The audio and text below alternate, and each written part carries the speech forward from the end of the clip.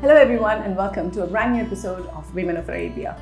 Women of Arabia is a platform where we showcase women across all fields of life who, with their sheer determination and their passion, they have converted their dreams into reality.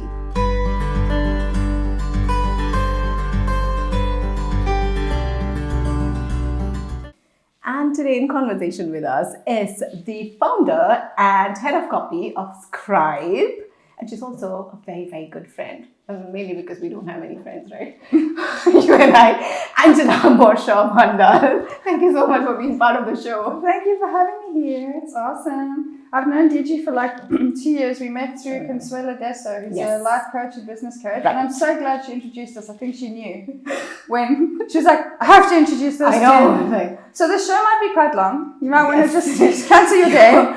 The disclaimer, right? Just to let you know, because since we know each other and Consuela, I think she was coaching us, mentoring us, and then she decided, all right, these two women, the same place, equally crazy, so why not I just connect them? And I think the first time we met, we were sitting and talking forever. It was like 3 hours. So I poured all my life history, and I'm like, why am I saying all these things to her? I did pretty much the same thing. My life history was so short. So good luck with your show. Because mine took like 2 hours or 3 hours. And like, okay, let's keep it short. Anyway, Scribe, you're someone, apart from the fact that, all fun aside, the fact that you're a great friend, you do go missing in action many times, but the very few times that you're alive, you're a great friend, an amazing companion. Hashtag fail. Friend fail. Hashtag friend fail. The fact that you've built Scribe on your own, but before we go on to what, how you built Scribe and your entire journey, tell them what exactly is Scribe. Mm-hmm. So Scribe it's a content agency essentially. So we look after English and Arabic content, and we also do illustration, design, digital strategy. Essentially, it's content. So for traditional or digital means, and we work with corporates and we work with the media. And I look after copy. I'm a writer, so I look after the copy side. And what I've done is Scribe started 3 years ago, and I have 2 people on the actual Scribe visa. So I've used Scribe. It is a company, but it's more of a virtual agency. Right. Because I work with another 11, 12 people overseas in Thailand, Portugal, South Africa. And it's a really nice way to stay competitive and work with the top talent around the world. So that's what we're doing, content from all around the world. And how good is your Arabic? Because I know you write beautifully. Oh, wow. My Arabic is non-existent, which is such a fail. I just found out about this Arabic course yesterday, actually, that I'm thinking of doing because I really want to learn Arabic. We were thinking of it, right? Sometime back, many years back. Like 2 years ago. I still haven't learned any. I can say shukran. We're still thinking about it. Yeah, exactly. Yeah. So shukran, Diji.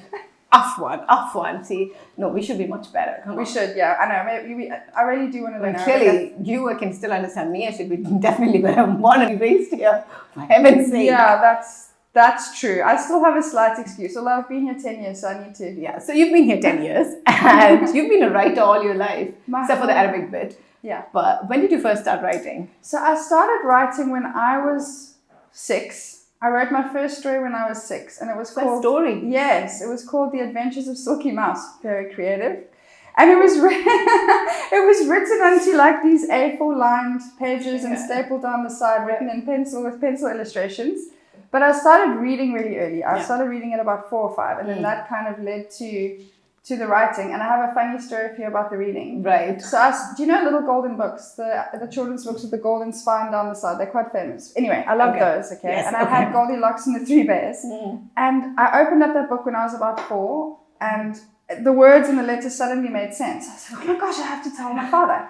So I ran into the next room, and my dad was on the loo with this long johns around his ankles. I was like, Dad, I can read Goldilocks and the 3 Bears. And he was like, that's great, honey, but it's a little bit of an inappropriate time right now. Maybe we can talk about this a bit later. So that was my awkward first book story. Okay. And then that kind of inspired me, not that situation, but after reading for a while, inspired me to start writing. So the Silky Mouse makes sense. Silky Mouse makes a lot of sense now. Yeah, Silky Mouse makes so much sense. So that was my first story, and then I just kept writing. But was your dad or mom, either of them, a writer? No, I grew up in a very artistic family. So my father was a musician, a jazz musician. He studied aeronautical engineering, and then he went into music. So completely complete departure. He used to conduct orchestras and write for movies and things. So I grew up in a very creative space in his studio.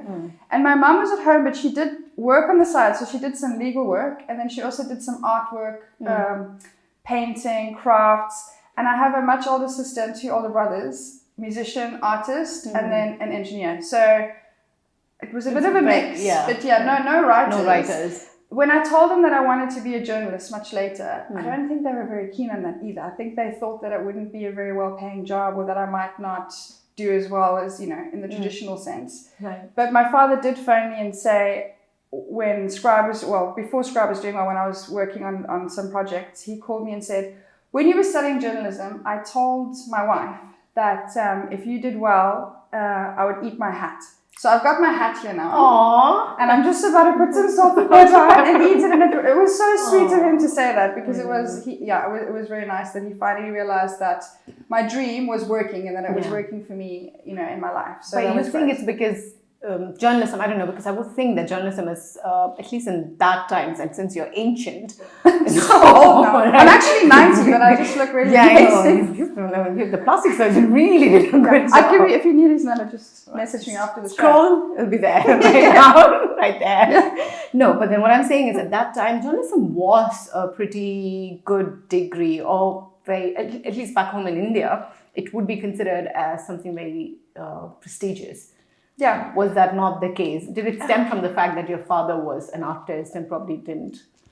Well, I knew that I wanted to write, and the only way I could facilitate writing, I wanted to work for magazines. So I grew up in the time when print magazines like Elle magazine, all of those were like super stylish and amazing in the 90s. Fortunately, they still are, but it's not as much the case now with print.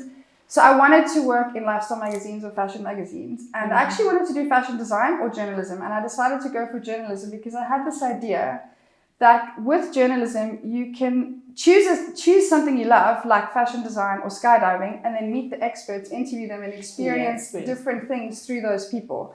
Initially, I wanted to do news journalism, but it didn't suit me at all. I did dabble in that, but it was a little bit, and it's heartbreaking. I know. There were some really awful stories that that happened, and I just couldn't manage that.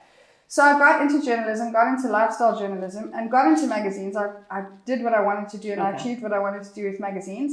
Journalists are seen as prestigious, but I feel like it's changed now, because I feel like the public in a way are journalists now, with social media, and also influencers play such a big role. But does that irritate you? Because when everyone can think they can be a journalist, now everyone's a public journalism. Do you know what? It doesn't irritate me, because journalism for me involves research. And like a real proper journalist would be researching and writing a story based on interviews, not necessarily for a brand, but to get a story or to make a difference, right? I don't really know if there are. I mean, I think there's very few real journalists now. I think that it's easy to be fluffy now. Yeah. But and you can get away with it. Yeah, you can get away with it. But there is a good positive side to that. In Mexico, for example, where there's huge drug cartels and terrible stuff going on in some of the cities, they've actually shut down. I mean, the police forces, some of them have been shut down. Some of the journalism buildings have been shut down. And the public is using Twitter and using social media to stay informed. So it can be a really positive thing if you look at it from that angle. I wouldn't say it irritates me. Some things irritate me, like, when it's like blatantly fluffy and you're just like, oh, seriously? Very obvious on your face kind of stuff. Yeah, but otherwise I think that there are benefits to it. It's a weird area because we're all just exploring it. It's so new that I think no one really knows the complete negatives and the complete positives. But I don't think journalism is what it was before. And I think that's also because, sadly, print is dying. I mean, obviously online journalism is different, but yeah, I think it can still be prestigious if you're like a hardcore proper journalist like Christiane Amanpour, that kind of, Oh, you have to know. You have to look her up. She's on CNN. She's amazing. She's like the really hardcore, drives the questions to sometimes quite scary people. And you're like, wow, you're so brave. And sometimes not so scary. Yeah. But she's really, really good. And another one, what's his name now? John Pillinger, I think his name. He was really great. So yes. Okay, there are some exceptionally good ones, I guess. Also, you said print media is sadly dying. Do you think it will revive anytime soon? It's like books. There are some people who still love, like me, I still love to read a proper book, I like the feel of the book and everything. I'm old, but I think you're not that old. You're not 90 like me. Just 89. Just 89. I think that this is going to be one of your theories. I've got a book of your theories. I have theories, people. I can't mention some of them on the show. Some of the theories are like really bad. And I've got a book full of, not a book, it's a note. When they come true, you can look through them and then take them off. Yeah, and we have this thing when we are 90, just like next year. Next year, yeah. We're going to sift through and then read, all right, this came through this test. So, your theory My about theory print. on print, yeah. I think that there are people who want to watch magazines, want to read magazines. And they'll keep buying them. But I think it's more from a point of view of like, if I can find an article about parenting online, then why would I unless I want to actually feel the pages. Like, I feel like it's more of a visual treat now than reading, you know? Like, if you want to look at beautifully styled fashion pages, then yes, pick up a magazine and look. But I feel like the role of a magazine, like picking it up to be informed, has changed because you can pick up your phone and look. And it's not like books. No, because I feel like books, you're using a book to escape into another world or to lose something, and it's a longer read than a magazine, right? Yes. So you'll take it with you on holiday. Yes. You would take a magazine with you on holiday too, but it's not likely you're going to read it from cover to cover. No. You're probably just going to page through it. So I don't know if it will revive. I think that it might be reworked. Like it could be seen as a luxury item for media or corporates, maybe as a complement to digital or as gifts or things like that. Okay. But I don't know. I don't know if people want to spend either. Like when you're walking through your shopping mall and you see magazines, look at it. It's not like it was before where people would put in magazines, you know. I think it's changed now. So I love print. I do love print, but sadly it's dying. Sadly it's dying. Like it's still kind of going here though, but there have been some closures, which is very sad. Good Magazine just closed, which is so sad. Because there was such a great magazine. So when I heard about that, I was like, very sad. Yeah, it is sad. But then, you know, life goes on and then we move on to the next. Digital. Yes, digital. What next? Space print. Let's just go there, Dij. Let's just go there and then we'll be reading like this. Going back. Yeah. So you did your journalism, broadcast journalism, did you? Or no? What did you study? It was print and broadcast journalism. It was a journalism diploma, so essentially it just covered journalism, essentially. Okay, yeah. And then I couldn't find a job for 2 or 3 years in journalism. And you were in South Africa that time? I was in South Africa, yeah. And then eventually I got so fed up with not being able to find a job that I wrote a really cheeky letter to editors of various magazines, basically saying like, it's your loss. It's your loss, people. No, you want me to have experience, but no one will give me the experience, which still happens today, sadly. Like, come on, guys, you know, I'm really good at this. I feel like, and it was a bit of a ballsy letter, really. One editor came back saying that I would never get a job or be successful with an attitude like that. But another one came back, the deputy editor of a magazine in South Africa called Top Billing, and she came back to me and said, what a great letter, come and intern for us. Oh, nice. So it was great. So I went and interned for them for a month, and then I ended up working there as a junior features writer and then moved up to features editor. Oh, okay. And it was a really great thing, and they threw me in the deep end, which was so good for me. Yeah. The editor basically, it was quite a well-known magazine that worked with celebrities in South Africa. And she said, okay, it's I can't remember what it was, 10th birthday or something. You need to contact these 50 celebrities by this date and get quotes from them. And she gave me no contacts. I mean, I was like on my own. Okay. And that was the greatest lesson in terms of being able to source people and get information from them really fast. Like it was such a valuable lesson to learn first off. So that's thank you, Claire. Claire O'Donoghue was her name, and Sonia Skuman was who hired me. So thanks, guys. But that's nice, right? That someone actually, of course, it's because of your frustration, and many people have that problem. Give us a job. Yeah. And you know, one of my experiences where I wanted to intern for something, even with lots of experience, where they would say that, no, you don't have experience. Even if I'm saying, let me just come and try and learn the job, they would be... Yeah, it's weird because there also seems to be, I mean, if someone wants to come and learn a job and they're not even asking for money, I feel like there's a beneficial relationship there. But there are companies that completely abuse interns as well. And that's a little bit of a contentious issue for me. Like, I feel like, you know what I mean, right? Yeah. Like companies who completely take advantage. And it's such a delicate thing because there's so many people, young people, who want to get experience and they want to work. Okay, and I worked for free for a month, fine, whatever. But you also don't want to be abused. So it's so difficult. Like, how do you balance that, you know? Especially in media or kind of more service-based businesses where there's no actual product really, it's like a service-based thing. So you can't really analyze, am I being abused here? Am I not? Do you know what I mean? And then you don't know, most of those who go as interns, maybe their first job. And so they really don't know. And they want to please. Yes. They desperately want, they want, maybe I'll get a job, maybe I'll get they're helping me. So I think, but that also comes with age, I think, because I'm 90 now. So I've had like decades years of experience to realize you're tricking me. No, those 2 years that you did not find a job and you finished your studies, you really thought that you're going to make it big as a writer or anything. Was that the time when you went on your dark phase? I didn't go. There was a moment where I felt very down and very dark and like in a bit of a depths of despair because I thought that I was good at what I was doing. I was writing for a newspaper, like on the side and doing 1 or 2 freelance jobs, one for a fashion magazine. But I think it was more frustrating for me. I felt a little bit like I didn't know what to do because you're like, I really want this, and I've worked for it now. I was 21, 22, around there, somewhere there. So it might be so frustrating because you just it was super, super frustrating. But I think that there have been moments though, like where I felt really, really frustrated or down. Even let's take Scribe for instance, right? When you run your own business, male, female, whatever, there are moments which are extremely frustrating and extremely terrifying because there's no one behind you, right? So if something goes wrong, you can't be like, I told you. Yeah, exactly. So, and you can feel quite alone. And then I've had a moment before where I've just been like, oh my gosh, this is just so hard. Like, am I going to be able to get out of it? But I think if you just keep pushing through those moments, like even during that time where I couldn't find a job, you just keep pushing, you send out the letters, you keep trying. Eventually, it's like climbing a mountain, I think.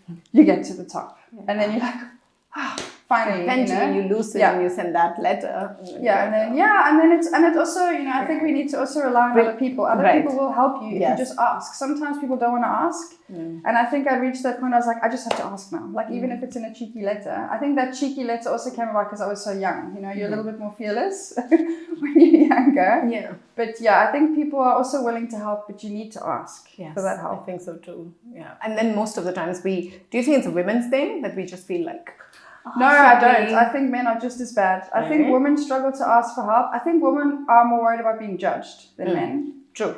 Which might stop them from asking for help. Like, people are going to think I can't cope, or people are going to think I can't manage this by myself. But men, I think, are equally bad at asking for help. Is it their ego? Yeah, I think it is the ego for some. Ego. Yeah, I mean, like, even directions, silly. This has got nothing to do with work. But, like, some men won't even ask for, like, it's like, Aman's fine with that. My husband's name's Aman. He's fine with that. But I've seen other men where they're like, no, it's fine. I'll just figure this out. Just ask. My dad is one of them. Oh, really? I know where we're going. Clearly not. We've been going for the past 1 hour. We're in Kuwait, Dad. We're supposed to go to Satwa. Yes, my dad is one of those. But then, I think it's the ego. Yeah, it is the ego. Yeah, but I think women are. Do you ask for help? Like, how do you feel about asking for help? No. Yeah, you see, I struggle with it, but I'm a little bit better now. But you have to work. I've had to really work at that and not feel like I'm failing. Like, if I ask for help, they're going to think I look weak or like incapable. You know what's my problem? I have a problem asking for help. People who are really close to me. You've actually told me that before. Yes, you have. Really close to me. And it was supposed to be one of our New Year resolutions last year. We wrote it just down in like a big book. We wasted like 3 hours. This is what we're going to work on. Personal goals. Nothing changed. We're next year now. I know. Do you remember that book? I've still got it somewhere. I've like stored it somewhere. I need to pull it out and see what my goals were. Yeah, we need to. Yours, I remember, to spend more time with your kid. But then we'll get to that. We'll get there. Yeah, we'll get there eventually after 5 hours. Get some more tea. All right. So, when did you come to UAE and what made you? So, did you get out of South Africa? Did you travel a lot? Because I think you did. Yeah, I went traveling through South America when I was 17, and it's a bit of a random story because I had this boyfriend who wanted to go to South America. So I was like, cool, I'll go with, right? Yeah. And so he booked this 6-month journey through South America and I went along. And we were flying to Brazil and we were on the plane. And on the way to Brazil, on the plane from South Africa, he broke up with me on the plane. I was really awkward. So I was like, well, what am I going to do now? So I was like, well, I guess I'll just stay with him and then we'll just travel, which we did. It was really weird, but actually it was fine in the end. Okay, He's still, I'm still friendly with him. Everything was fine. I was super young as well. Yeah. So anyway, we went to South America. It was quite a adventurous trip. And it was during that trip, actually, that I also decided to be a journalist because I only had a backpack. That was it. Okay. And I had tiny little books that I wrote every day about what we'd done or what we'd seen, and I found them the other day. The writing is like literally, because I had no space, so I had to write like these tiny little words. And afterwards I realized, actually, this is what I want to do. I want to document things and journal, really. So that was a huge adventure. I got lost in the Amazon. That is a true story for 3 days, which was quite wild. Okay. I made it out alive. Okay. She's alive. Yeah, here I am. And then came back and then decided to study, applied for my journalism and got into that. Now, how I came to the UAE was in 2008. So I've been here now just over 10 years. God, it goes so quickly. It's just so crazy. You just came here for a year, right? I came here for a year to save, as always, that's as everyone in Dubai does. Exactly. And here I am. If someone had said to me that I'd come here and get married and have a child, I'd have been like, what are you talking about? It's just a year. I'm going to go back. I'm going to go travel. But I came to work for a magazine, actually, in the UAE called Print Week, which was a Dubai-based magazine dealing specifically with the print industry. And I was there for about a year. And then I moved actually into events and copywriting and then back into magazines, which was hugely beneficial for me because it gave me the experience I needed to run Scribe eventually, because we don't just write articles. Obviously, we write copy for corporates as well. So press releases and web stuff and blogs, everything that needs to be written, we can write. And that experience was super helpful. And also being able to see how a company works from the public relations side, because it's so different to the media. And I think it's so valuable to see how public relations people are dealing with things and how the media deals with things, because it just gives you such an interesting angle and how to balance that. So that was hugely helpful. And then in my last job before I started Scribe, I was working for a magazine as a managing editor for a food magazine, which I really, really loved. I gave birth. I wasn't actually planning on starting Scribe, but it was in the back of my mind for a while. And then after I had my son, he was a few weeks old, and I was like, do you know what? If I don't do it now, I was on maternity leave. If I don't do it now, I'm not going to do it. So then it was quite rough, to be honest. My son was 6 weeks old when I started working and getting clients together. Telling me, And it was exhausting because, you know what it's like when you're a new mom. You're tired, you're not eating properly, you're not sleeping properly. The baby needs to feed a lot. I mean, it's quite full on. So it was difficult to balance, but it was important to get it done in those 5 months that I was off. And it was hugely beneficial just to be able to set that up. So I went back after the 5-month maternity, worked my month leave, and then came and got Scribe going. And it has grown. I'm super happy. I'm really glad I did it. Even when I'm just like, why am I working for myself? Like, it would be so much easier just to finish a job, go home, not think about it, you know. It's definitely rewarding. Yeah. Did you always want to start a business of your own, or always have it in you that you should work for myself? Or no, not at all. No.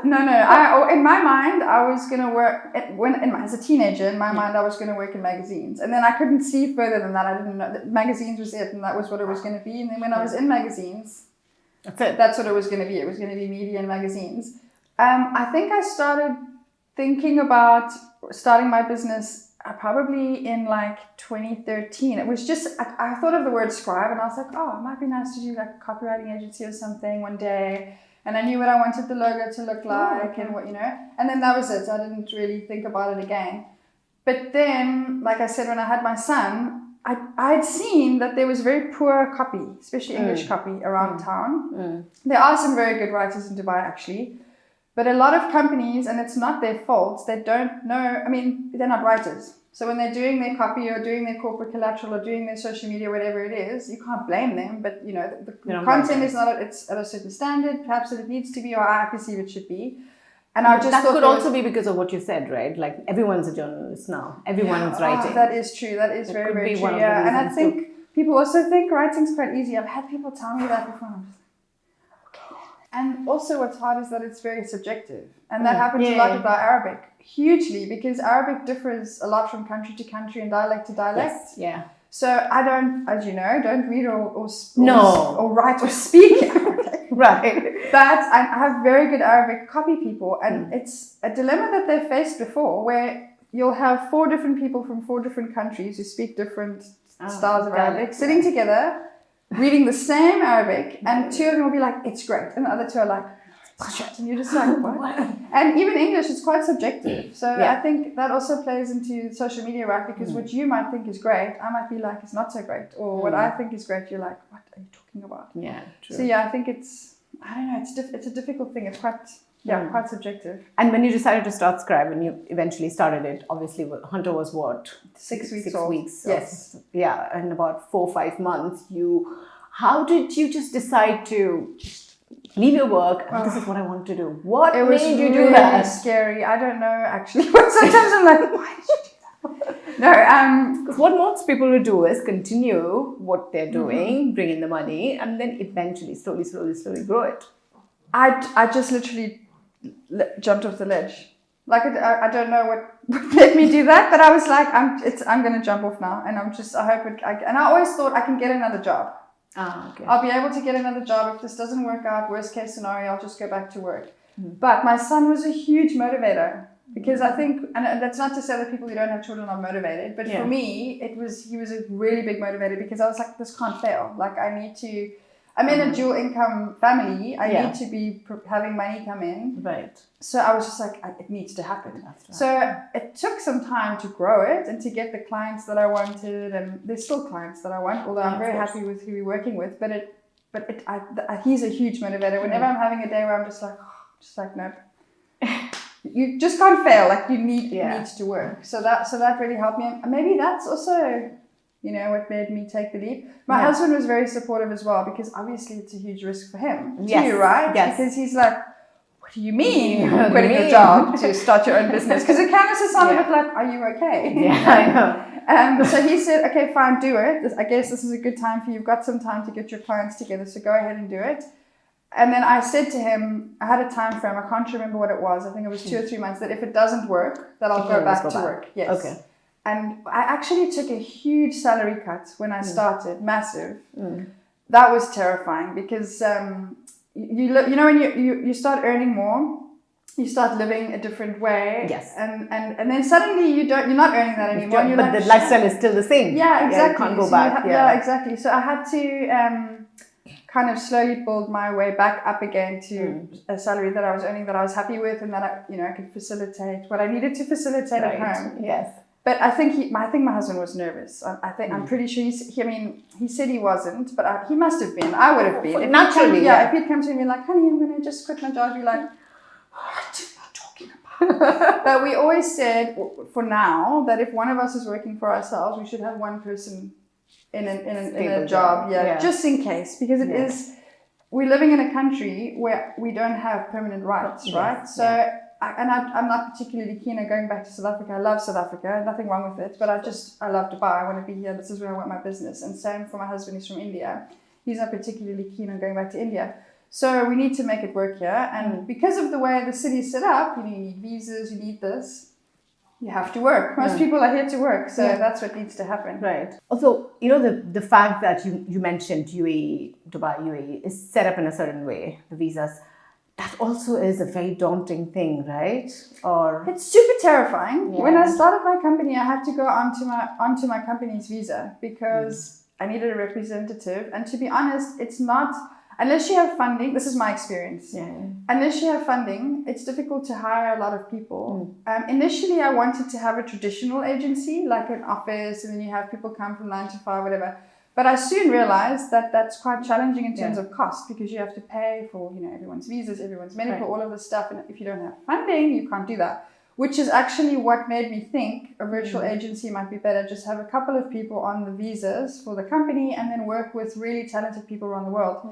Going onto my own visa was hugely daunting, because it made it very real. Because suddenly it was like, I'm on this visa. I mean, nothing was, I had the support of my family. It's not like I was alone. But it was just like this feeling of like, oh, I'm on this visa now. It has to work again. Just that feeling of like, this has to work, because I've put in money. I've done this now. It just needs to work. That is, I really hope, I know that there have been some changes, and we've spoken about this before. I know that there've been some changes with some of the visas, like you can get a 10-year visa now for certain professions, I think. I really hope that one day the country considers giving permanent residency visas. It can be, I mean, stipulated according to investment or what you own here, or maybe what you give to the country culturally, or whatever it is. But I feel there's so many people who are here putting their life and soul and their heart into the country and genuinely love it. I love it here. I would stay. I'm very committed to the country. But I would love to get some kind of permanency back. Yeah, I'd love that. And for my family as well. So I really hope that that's something that, I don't know, but I hope that they instill that in the future. You never know. You never know. And I think it would benefit the country too. To have people here, they're going to be here now. So now we've got a set population, you know, and maybe it'll attract more people. Obviously, they need to veto them. You don't want to have like an influx of like super dodgy people into the country. Well, my friend, Indian people are here. I'm allowed to say that my husband's Indian. So she's allowed to say it, yes. So yeah, but I think it would be a very big encouragement and draw really talented people, talented minds. Yeah. And I think, correct me if I'm wrong, but I think that some of the visas, I can't remember how long they were, I think it was 10 years, was for super clever people, like geniuses, I think they termed it. So I think they are trying my to... visa? Don't know, Dij, you need to phone up some people and just check. Like, have you seen my lately? Amazing! You guys need to give me a permanent visa. I know, it's high time. I need to tweak them. What's 4 + 4? 19. Yeah, you're not getting the visa. If that's the test, that's the test. Not even the 2-year Just go back to India. Yeah, not even the 2-year one. Yeah. On another note, I had Japan wants people. Oh, yeah.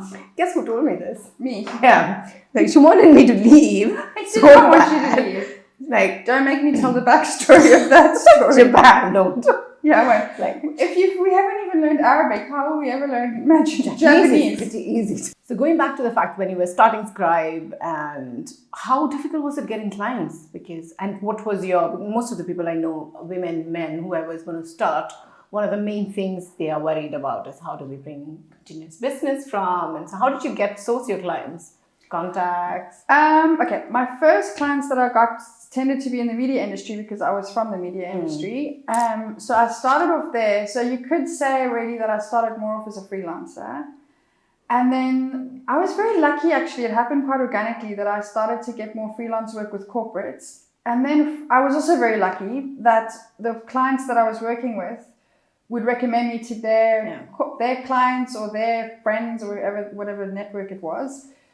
But I did have to do some cold calling. And at the time, a couple of months after starting Scribe, I hired someone who came in as a junior writer. She actually approached me, her husband actually approached me, it was quite interesting, in a similar way that I had approached the magazine I was telling you about, saying, super talented, don't know why she's not working, don't you need some help? And I was like, let me meet her and see. And she was so invaluable. She worked with me for about a year. Her name was Fatima. She was amazing. She worked with me for about a year and she really helped me because she would kind of assist me with writing, but she'd also cold call people, she'd reach out to people, email people. So there was a lot of that had to happen. And then when we got some bigger clients that were more reputable or more in the public, perceived in the public as being like, wow, that's an amazing client. It was easier to get other clients of that caliber because, you know, and people see the logo and they're like, oh, wow, you worked with that person, you do it for us. And then it became a little bit easier. But I think it's never easy, even when you're a huge company, because companies, even though companies are permanent, people are transient. And in Dubai specifically, it's a very network-related culture, I find. That you need to meet people, you need to be out there. I don't think Scribe would have worked as well if I had started it when I first got here. I think I needed that 6-7 years, however long I was here before, to have some kind of network, because I think otherwise, I don't know, maybe I'm wrong, but I feel like otherwise it may have been a little bit more difficult. And I think you just have to always just keep pushing and keep networking, and I think that's true of any business and any big or small or wherever you are. You can't just be like, oh, okay, we're fine now. That's it. But we've been very lucky as well with having repeat clients. Like since we started, the clients that we've started with have stuck with us and they keep using us, and that's such a huge compliment. And also, it's I read this somewhere and I can't remember where it was, but it's more cost effective to get a client and keep them than it is to source new clients, because it takes so much more time. So that's amazing. So I'm very, very happy about that.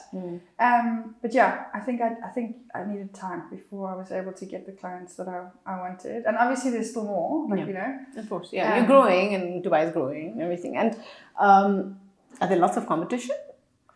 There is a lot of competition. It's quite strange though, because I almost feel like sometimes, especially up to 2 years ago, there was quite a saturation of agencies in content people. And there's various reasons for that. And I think one of them also is a lot of people think they're a writer, you know, or writers or content creators. Unfortunately, there were some job losses over the last few years, and a lot of freelancers came into the market and undercut, which is such a terrible thing for everyone, because if someone's undercutting their work, okay, fine, you get 1 or 2 clients, that's great. You make maybe half your rent, whatever it is you need to make. But you bring everybody else's rates down, and it kind of makes everything crash even more.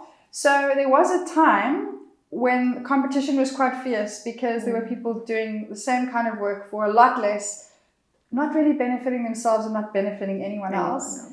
It's still a bit like that here, and I think it's because there's no standard rates for anything. So it's a bit of a free-for-all, whereas in perhaps, I know in South Africa, I don't know about Europe or America, I've never worked there, but in other countries I know that there are standards in place for how much suggested rates or suggested markups or suggested, you know, whatever.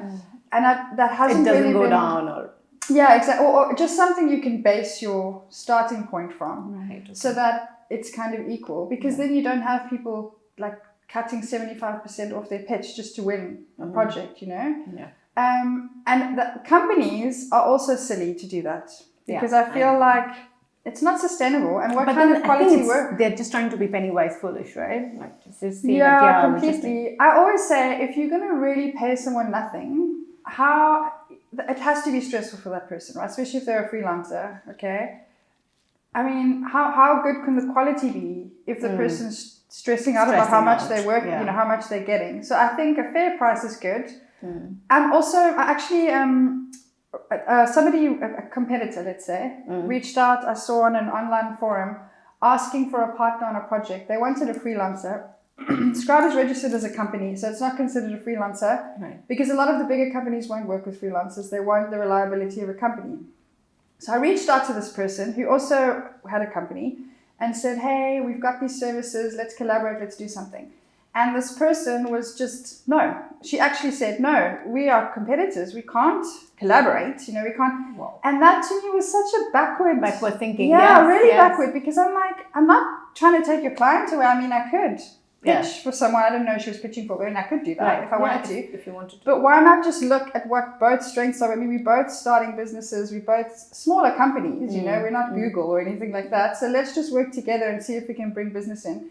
That was also quite a prevalent attitude. And I just got a message about 3 or 4 days ago from another competing agency that's just started, asking me for the same thing. And when I replied, they didn't ask me, I responded. Okay. And she was like, it's so refreshing to see someone who's willing to work together, even though we're competitors. I'm so glad. So I think that's important as well. Yeah, and also it is networking, like you said, Dubai in general is, you know, someone knows someone. It is that networking thing that keeps us going, right? And then if you can come out with, yes, you're competitors, but at the end of the day, if you can help each other, like you said, someone has one strength, someone has another one, which would be the way forward. Definitely. I think collaboration is so key. And I feel like in a digital era as well, it's easier to collaborate. Like it doesn't need to be difficult, you know, because you can share online, you can work, which is how we're working as well, like having people. Like there's a proofreader that I work with who works in Thailand when she has time, and we use cloud and we use online project management things. It's easy to do that now, so why not do that? Right. I don't know. I feel like there's still a lot of very traditional formulaic thinking from agencies or people's side, and also from the client side. Because that's another thing as well. It's okay to be a traditional company, but sometimes you have to also try to educate your client, because the client can be quite like, no, but we must have an agency that's in an office. Like we can't, everyone must be seated from 9 to 6, you know? And when I initially approached some of the bigger clients with Scribe saying, your illustrator will be in Romania, Right. and your writer's in Thailand. They were like, really? I don't know how I really know how that, because it could sound dodgy, right? They could be like, well, how do we know if they're reliable? Same thing, you're not going to see your writer in downtown Dubai. Yeah. Unless you're coming to sit with her, so it's the same kind of concept. But I think initially they were apprehensive, but once they saw that the quality of work was not affected and we were able to keep our costs more competitive as a result, because we're not paying for, like we said, the visas and all of that, the cost that you would incur in a set space here. Yeah. They became more kind of open to that, and now they're a little bit more open. So it is changing. But yeah, I think it is still a little bit like, traditional. So I've got this question I wanted to ask you for ever. How do you manage your time? Just because right now, I haven't slept for years. Yeah. No sleep. But apart from the fact that you don't sleep, you're like a zombie, which I am aware of. Let's keep that aside. But the fact that you've got Hunter and he is just started going to school now. Yes. And take care of him and spend, because you are someone who always makes it a point to spend more time with him, right? Yeah. Undivided attention. I try to, yeah. Undivided attention. All right. I'm failing a bit at that at the moment. No. But then, how do you manage all this? Because Scribe is entirely yours, and touch wood, business has been going great so far, and you're getting clients. And I know that for the past couple of months, you've not been eating, drinking, sleeping, but apart from that, how do you manage your time? No, you know what? Actually, it used to be worse. When I first started the company, I was working 16, 17-hour days, and then I kind of pushed that till the last, probably a year ago, I realized that this isn't going to work, and I need to, because I was feeling so exhausted, and then it starts impacting on your life and also the work, right? Because you're like, what does that word mean? Oh, I'm supposed to be a writer. So then I started dialing back and saying, okay, I'm not going to work evenings unless it's like a press, because in the media or in content creation, there are deadlines, and sometimes you have to work late. That's just how it is. And I know you know that as well. In events and things like that as well, sometimes you just have to work nights. So obviously there's exceptions, but it didn't need to be every single night. And I became quite strict as well that weekends were just for the family. Also, I started working, initially I was working from home, and then I decided that working in the office would be better for everyone, because more productive for me, but also less stressful for everyone in the house, because I'm like in the zone, and then my little child's like, Mama, look at my Octonauts. And I'm like, no, I can't look at the Octonauts right now, which is not fair on him. I'm there. He wants access to me. So I realized And you feel the guilt also, right? Then you can't concentrate on this, neither there. Mother's guilt, man. It's like it's such a useless thing as well. Yeah. It's so useless. Like, you feel so guilty, and wow, what did you achieve with that? That thing just feel bad. I know. It's so silly. Like, really, really bad mom's guilt. Yeah. But I have to say, I'm very fortunate, because my mother-in-law lives with us for most of the year, and I have a nanny. I'm super fortunate. Yeah. I would not be able to run Scribe without them, for sure, because they help with everything in the house. They help cook, they help clean, they help. My mother-in-law plays with Hunter. He loves her. She's great, and she really cares about him. I know that there are a lot of women who work corporate jobs and have their own companies who have no help, and they manage. I think for me, it's just having priorities in place and then sticking to those priorities. Like, at the moment, I have slipped a bit, I'll admit. Like, I've been working some nights lately because it's been very busy. 1 or 2 weekends I've worked from home, but I've still worked. And also I've working from home on the weekends when my son is there is actually unfair to him, because you need to be at work. Go to work and finish your work, and then come and be a mom. I know, again, not everybody has that, luxury, a space to be able to go or whatever, but if you even to a coffee shop or wherever you need to go, just to separate yourself and be clear, like, this is working Angela, and now this is mommy Angela or wife Angela, whatever it needs to be. Yeah. But it's hard, because we're human, and sometimes you can't, But I'm very lucky with the support system I have. Super lucky. Right. I know that wouldn't. I'd be a terrible mom without them there. Really, like, I'm not the kind of mom I think that would be able to. I don't know how moms do it, who do everything alone. Like, get up in the morning, make all the food, get the kids ready, drop them off, go to the office, pick them up, go home, cook the lunch. It's like crazy. You moms are really superheroes. Really, I would suck at that. I know. Yeah, you would. I would. No. She's right. I would really suck. I would. No. You're really right. I would suck it out. No, but then that's super important to you too, right? Like to have that space with Hunter and have that. I mean, growing up, obviously, you were very close to your dad.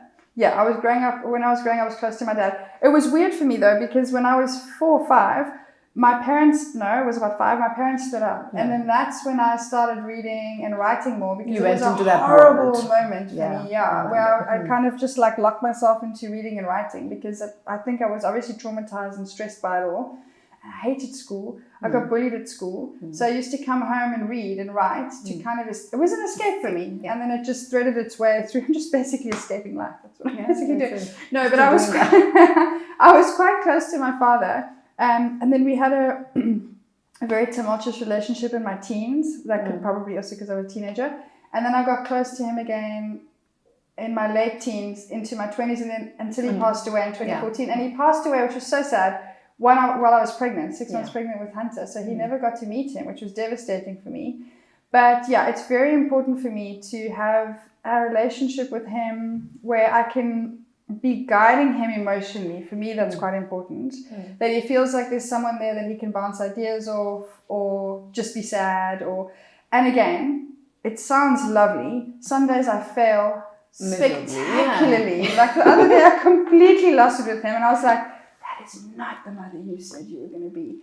But again, you just have to be like, I had a bad day today, and it's fine, and just try again. Go, maybe also to look at, have you had a break today? Maybe you're about to blow your top because you've not eaten, or like taken 5 minutes to yourself. It's going to make the worst comparison ever. Ever. It's like, it's almost like a diet. Yeah. You just fall off one day, but then the next day you have to just realize, that's fine. It's just one of those days. Not have that guilt. And we as women, moms especially, we have that crazy guilt. Mom guilt that no matter what, even if you spend like, let's say, the entire weekend with your kid, you still feel like there's something you could have given more. Definitely. And I know mums who don't work, who stay at home and they're with their kids all day, and they have guilt. And it's so interesting to talk to them as well, because you're like, why? See, from my perspective, I'm like, why do you have guilt? Because this, and they're like, but why do you have guilt? You're doing this. So again, I think it's just the self-judgment is so non-logical. Like it just doesn't make any sense, and it's not objective at all. Like you can't look at yourself objectively. To it. Yeah. Definitely not. Yeah, but I think like you also sort of touched on earlier, it's important for women to remind each other of that, because I don't think we remind each other enough. Like it's okay. It's not a big deal. Like okay, you shouted at your child or whatever you did. It's okay, you can have a shower today. Yeah, exactly. You can spend 2 minutes and take a just go shower. Yeah, you can lock the door.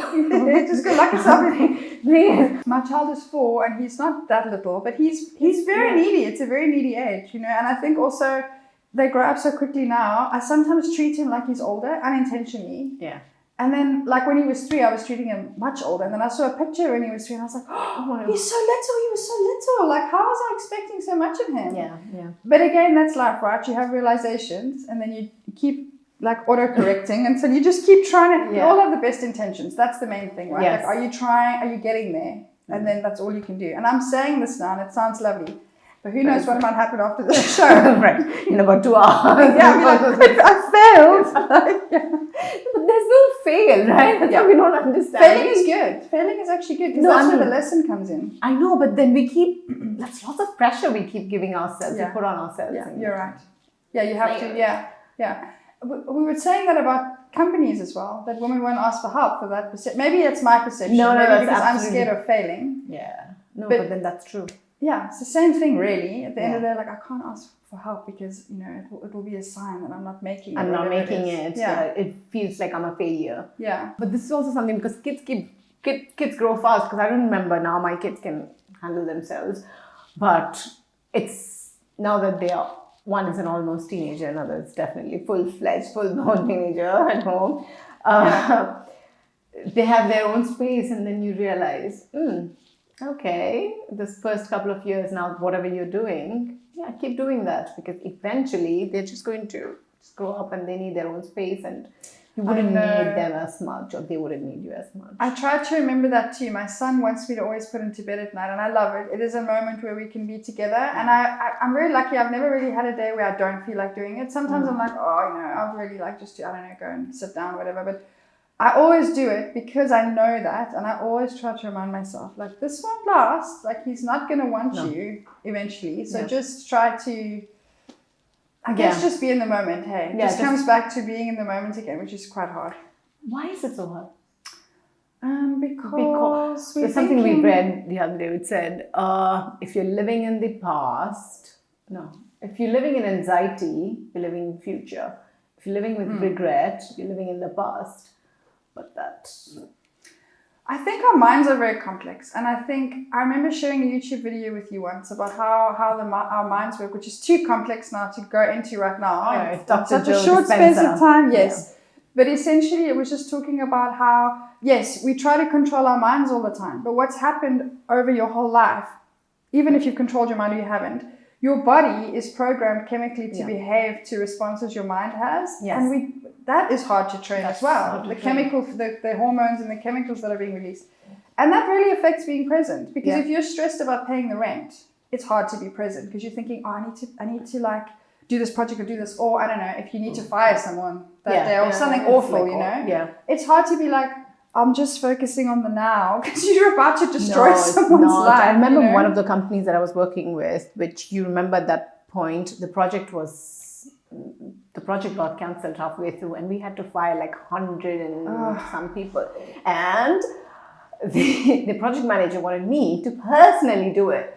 And I'm like, I can't do this. And that whole night I couldn't sleep. And then, you know. And that's interesting because your response to that, probably if you look at it from that doctor's perspective, if you look back in your life, that response of is an emphatic thing actually, because you know that the person you're about to give that awful news to, how they're going to feel or how they're going to respond. You know, and then it's really hard to be present. Very hard. It is very, very hard. But most of them took it very well. Like, the other day I was just thinking, Dr. Joe, the same thing he was saying about, if you sit down and meditate and then you just assume and really visualize something really great happening, your body wouldn't know the difference between the actual and the virtual, and then you're there. It's not that easy. I think it's easy for the negative. Yeah, totally. Yeah, but I think we've trained ourselves that way because it's easier to be negative, right? And it's also a survival thing. Like we tend to go dark to stay alive in a way, you know, because if you go back to like caveman days, right, and you had to think like, oh, there might be a tiger outside, like I need to be careful, my children are in the cave alone, whatever it is. So I think there's also like, it's complex. It's not just like our mind. There's like our history, our chemicals, our mind, environment, surroundings, everything that completely, I guess. But I think it's important that if you can, to try and, but that does work though, when you imagine yourself in a space, you know, when people tell you close your eyes and imagine you're in a thing, you do start to feel, so I think you can do it, but it's the distraction of the world. Right. And plus your body, like the video you shared with me where he says you have to train your body like you train a puppy or a dog. It's like, stay. That's really I am going to feed you, but just stay. Yes. Sometimes it's not possible. It's like 8 o'clock. This is time that I normally go shower or whatever it is, and your body's like fidgety. I know. Yeah, it's interesting. I've done that actually. That's because he says in the video, sit. And sometimes when I feel myself getting like, I've actually said that to myself, and it's helped me a bit actually, just to be like, oh, okay, yes, what are you doing? Just wait. It's like you need to just get through what you're doing now first, you know? That's something about me, because I always used to say I hate going to the movies. I can't go to the cinema because I can't sit quietly for 1.5 hours or 3 hours if it's an Indian movie. Right? I can't sit quiet for 1.5 hours. But I think for the past 6-7 months, I've been going to the movies a bit more frequently than I would have liked. But now I've noticed I don't take breaks as often. Otherwise, even if it's a good movie. If it's a good movie, I take like 3 breaks. But if it's a bad movie, then I'm outside most of the time. I don't go back to the theater. But now I've been like, the last time I didn't go even once. Yeah, oh wow. I know. I'm very proud of myself. So I could actually train myself and my body to just sit there. So my husband gets really cross with me sometimes because he because my mind is always going. And I think that for a lot of women who work for themselves and men, that it is hard to switch off because you are always thinking of how to grow and, you know, the people that you're working with or the projects that you're working with, things like that. So they haven't, I mean, when I go on holiday, I'm quite bad because we'll go away and then I'll still work. Like when Hunter's going to sleep, I'll get my laptop out and do some work. And sometimes I just have to, but it drives my husband nuts because he's like, we're on holiday, like can you switch off? So that's something I do definitely need to work on. But working for yourself, it's really hard to switch off because you need to make sure it's all working. Like it's not just like, oh, I'll just switch off and, you know, good luck. Good luck everyone out there. But I know, but then sometimes it's very difficult for the other person to understand, right? Even something we were discussing the other day when someone says, what's wrong with you? You've got a good life going from their perspective. Everything is fine from the outside. Why do you have to... Why are you this way? Why do you overthink stuff? Yeah. It's so difficult. I know, it's very difficult. I must say he's quite supportive. Like, it's not that he's angry. And I've explained to him as well, and I think he gets it now. But I've got 10 years, you should get it. Doesn't have a choice. But he tied to me now. So, but it's getting better. Like, weekends at least I don't work. And I must say, it's so funny, you know, because when Thursday comes, yes, I know. I can go to the beach and just like lie there. I don't lie like that on the beach. There are times though you cut off so much that do you know that cut off time, and I'll talk about that a bit. I went through this horrible phase this year. I don't know what happened. It was so weird. I literally woke up and last year, it's 2019. Sorry, last year, around summertime or just before summertime, where I felt, and I think it was also because the market was a bit down and I was feeling stressed about work and I had some personal issues. Our family experienced a loss around that same time. And I went into this kind of really black space where I had to function. It's weird because I don't know if I'd call it depression because it didn't really last. It lasted about 3 months. And while it was happening, I knew that was what it was. It felt like you're in a really dark forest now and you just need to keep walking through the forest till you get out the other end. And then I just kept walking. And some days were absolutely awful, but you just have to keep going. And sorry, Dij, that was the time when I kind of disappeared. And then I remember you saying to me, see, that's a classic I kept case sending of not asking messages. for help. Yes, I kept sending messages. I kept asking you if you're fine. I kept asking you, let's meet up. Because earlier we used to meet up every 2 weeks. Like it was right on schedule. Like we used to meet up every 2 weeks. And suddenly, all of a sudden, you just disappeared. It was weird. It felt like I needed to, and I'm kind of glad I did not ignoring me. Just ignoring you. That was my plan.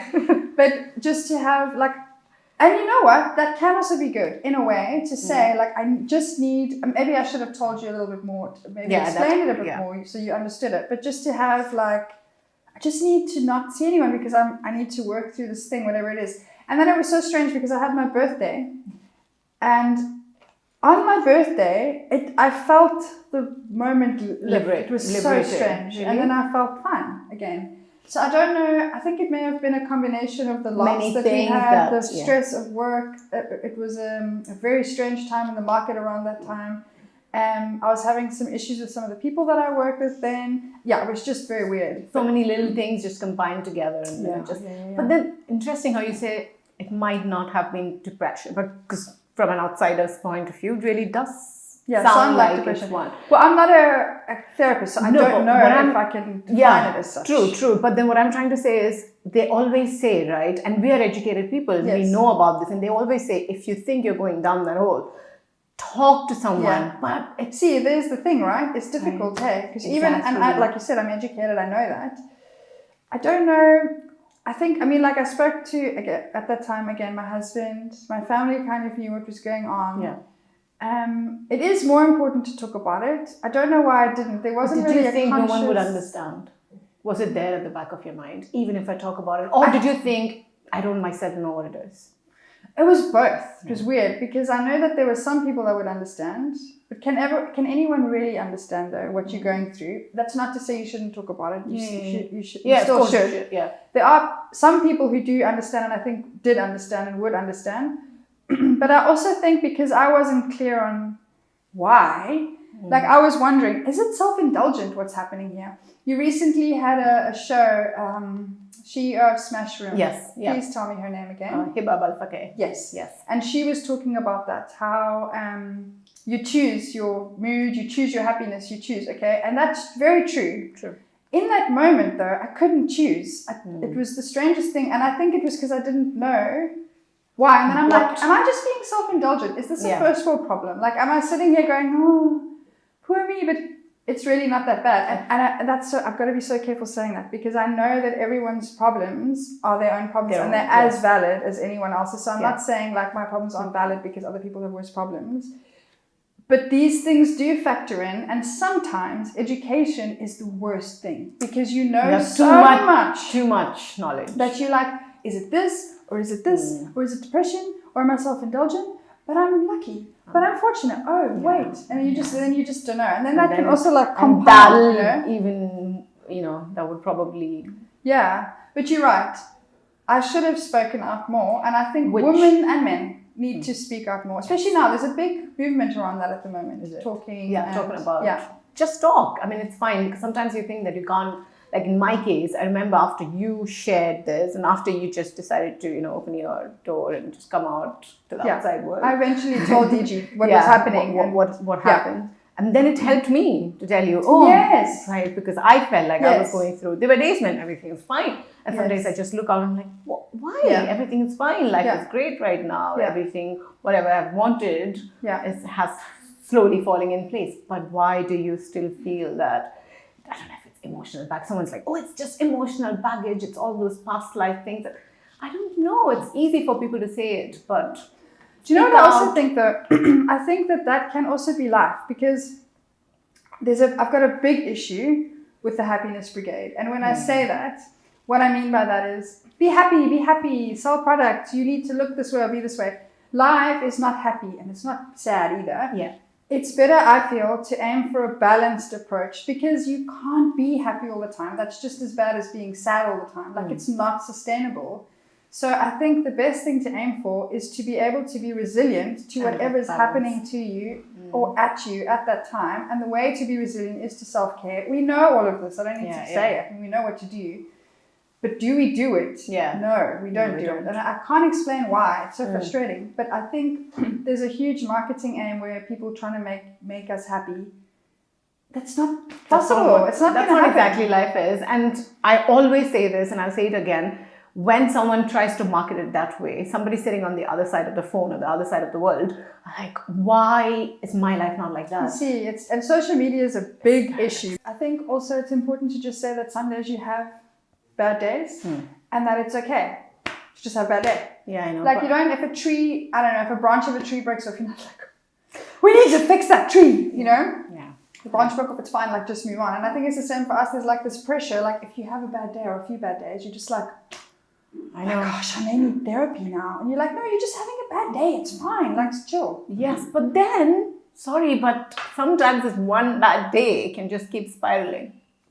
But then can be chemical, right? And it can also be, because when I was younger, before I had Hunter and I had bad moments, I would sometimes self-indulge in that badness. Yeah. Like and then you can just, you're like, and then you can go down this deep dark hole and then just stay there because it's weird. So I think it's also just important to know that it's okay just to have a bad day and just be fine with it, and just be like, okay, I'm having a bad day and that's it, or I'm having a few bad days and that's it. Sometimes they can spiral. Yes. And then you have to, obviously then it's worse. I'm not saying like if you're in the depths of depression, just be like, just having a few bad years, I'll be fine. That's not what I'm saying at all. Yeah, exactly. No, I'm not saying that. If you're really in a deep dark space, you should definitely get some help. But that's the thing. When do you know it's the right time to? Well, I think it varies from person to person. Like, I had quite a clear feeling the last time that I don't know how I knew, but I don't know if it was a subconscious thing or maybe my body felt chemically something was happening, but I knew that it would pass. I don't know don't ask me how I knew that. I just knew it did pass. But there have been times in my past where it didn't pass. And I have also reached out for help and I've gone, to see therapists, whatever I need to see to get out of that space. But I think it's being in touch with yourself and also being fine to say, like, oh, this is pretty bad. And I need help. Yeah, I'm not coming out. It all comes back to the help thing, right? Finally, you need to know when to ask for help, whatever it is. It keeps coming back to that same thing. Help!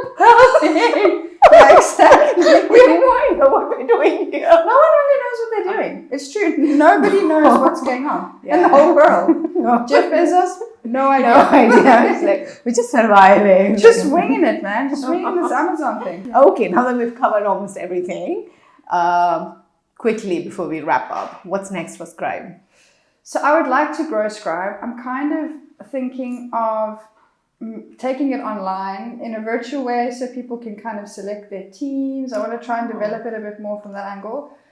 In order for me to grow it, I need to get funding and I need to put more effort in. And Also, artificial intelligence. Are you still pursuing it, or? I had been pursuing artificial intelligence, but I dropped that because the technology that I needed to create what I wanted to create doesn't exist yet because language is so complex. So in order for me to pick that up, I need to wait a bit. And also, you kind of need a Google budget or like an Amazon budget. It's not just like, and I'm not a tech person. I didn't study technology, so I can't just figure it out myself. I need resources. Okay, so funding. Yeah. So I think the next step for me is trying to grow the business through funding. I'd like to have more people on the ground because I think that'll really help to grow the business and get even bigger clients. Right. And work obviously with more people around the world again.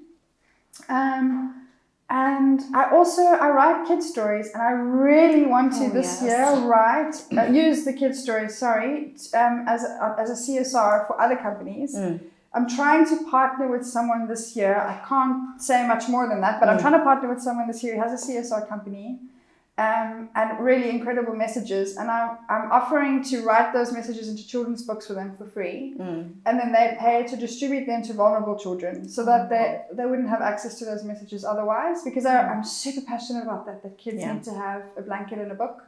So that's not really Scribe, but that's an element that I'll be picking up as well, hopefully this year. Right. And just growth. Okay. Just growth and keeping things steady as well. That's super, super important. If it doesn't grow, at least keep it where it is. Are you looking at clients just in the region, outside? We've had 1 or 2 clients outside. I'm happy with regional clients for the moment. I wouldn't say no to international clients if they came in. But I think there's enough for us anyway to do in the Middle East for now, and specifically the UAE. There's a lot of exciting companies here, a lot of exciting projects, expos coming, a lot of companies will be coming in for that, a lot of people will be coming in for that, so that's obviously a potential pool that we could pull into there. But I wouldn't say no to international clients. I just haven't really explored that. It just hasn't been something that I've because it's virtual at the end of the day, right? Always. But it's again the culture and the network. Yeah. Because say, for example, I wanted clients in Japan. It's not unattainable. I could do it. Sure, your Japanese is perfect. Totally. Totally. I can say hello and goodbye. No, I can't say goodbye online. But it's, again, the culture. Because of how you approach people, who knows who they are, and the network. I have absolutely no idea how I would have, for example, gain access to a huge company in Turkey. Or how do you talk to someone in Japan, Right. So it's that angle again. And I think what I was talking about in terms of growing the people on the ground, salespeople are super helpful for that, or client management, because then they can look into that. That's all they're doing with their day, looking into how we can talk to that man in Japan or whatever it is, you know? Yeah, true. But yeah, it's a good idea. I just haven't looked into that. But right now we're happy with regional work. And lots of Emirati clients, growing it. Yes, I have had more of an approach from Emirati people lately, and I'm super happy because about 2 years ago, I did an interview at the place where I have my license called DTech. Okay. And I was just talking to them for some social media stuff.